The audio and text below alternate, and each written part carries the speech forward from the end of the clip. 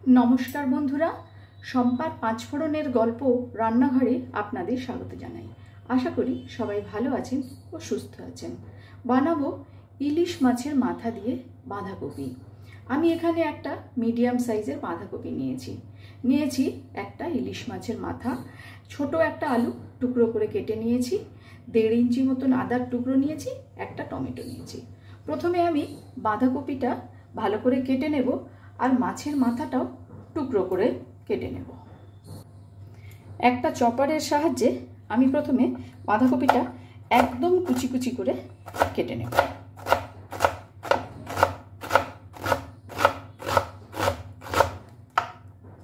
ঠিক এই রকম কুচি করে সমস্ত বাঁধাকপিটা কেটে নেব। বাঁধাকপিটা ঠিক এই রকম কুচি করে কেটে নিয়েছি। কড়াই গরম করে নিয়েছি।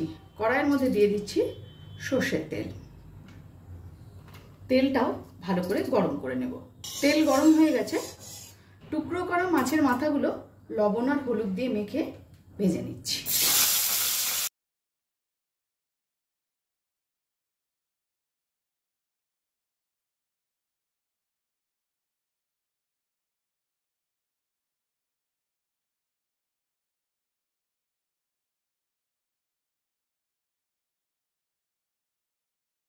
এগুলো ভাজা হয়ে গেছে, এবার এগুলোকে আমি নামিয়ে নেব।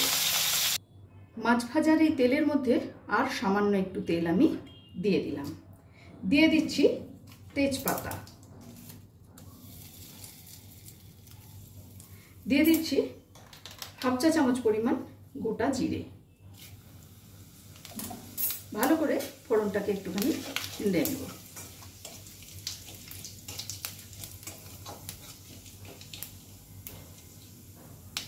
এবারে এর মধ্যে দিয়ে দেব ডুমো করে কেটে রাখা আলু।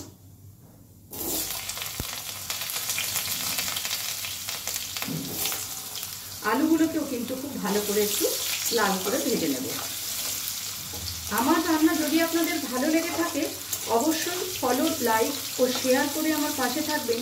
আর যারা আমার চ্যানেলটি এখনও সাবস্ক্রাইব করেননি তাদের কাছে অনুরোধ রইল চ্যানেলটি সাবস্ক্রাইব করে পাশে থাকা বেল আইকনটি অবশ্যই প্রেস করবেন, যাতে আমি কোনো নতুন রেসিপি দিলে আপনাদের কাছে নোটিফিকেশন পৌঁছে যায়। আলুগুলো ভাজা হয়ে গেছে। এবার আমি যে আদার টুকরোটা রেখেছিলাম সেই আদার টুকরোটাকে গ্রেট করে নিয়েছি। সেই গ্রেট করা আদাটাও আমি এর মধ্যে দিয়ে দিলাম টমেটো। ভালো করে একটুখানি নাড়াচাড়া করে নেব।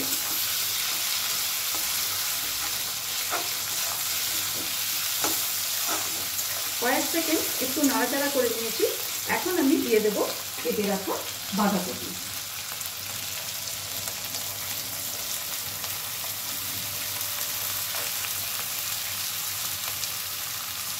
দিয়ে দেব পরিমাণ মতন লবণ। এবারে সব কিছু একসাথে ভালো করে মিশিয়ে নেব।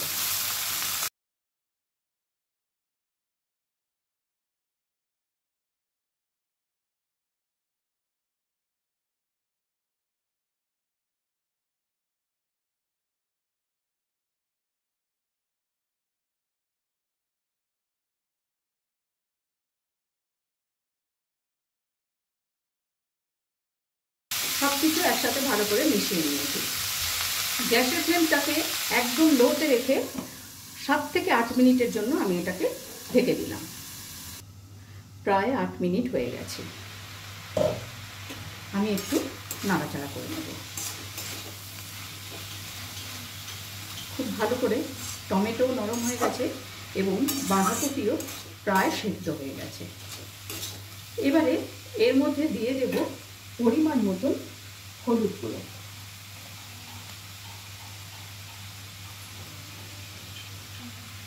দিয়ে দেব লঙ্কা গুঁড়ো আর সামান্য একটুখানি দেব ধনে গুঁড়ো। 1 চামচ মতো ধনে গুঁড়ো দিয়ে দিলাম। ভালো করে এবারে নাড়াচাড়া করে নেব।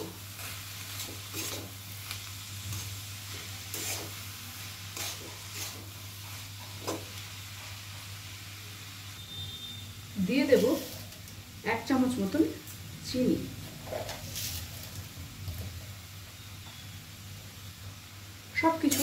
একসাথে মিশিয়ে নেব।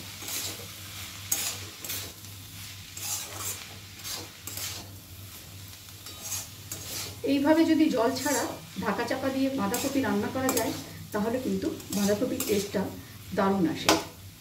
এখন এর মধ্যে দিয়ে দেব ভেজে রাখা ইলিশ মাছের মাথাগুলো।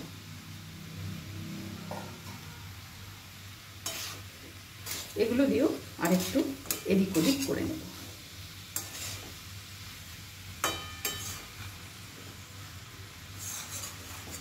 ঢেকে দেব আবারও প্রায় 7 থেকে 8 মিনিটের জন্য, গ্যাসের ফ্লেমটাকে একদম লোতে রেখে। ফিরে এলাম 8 মিনিট পর।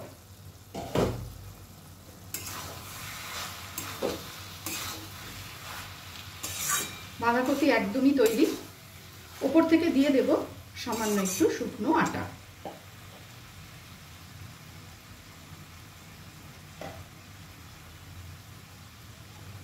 ভালো করে সবকিছু মিশিয়ে নেব।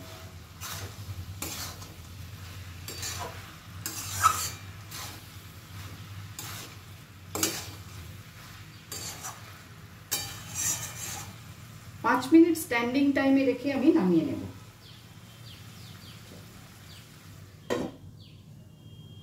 তৈরি করে নিলাম ইলিশ মাছের মাথা দিয়ে বাঁধাকপি। ভিডিওটি আপনাদের কেমন লাগলো অবশ্যই কমেন্টস করে জানাবেন। আজ তাহলে এই পর্যন্তই। দেখা হচ্ছে সামনের ভিডিওতে অন্য কোনো রেসিপির সাথে। ভালো থাকবেন, সুস্থ থাকবেন।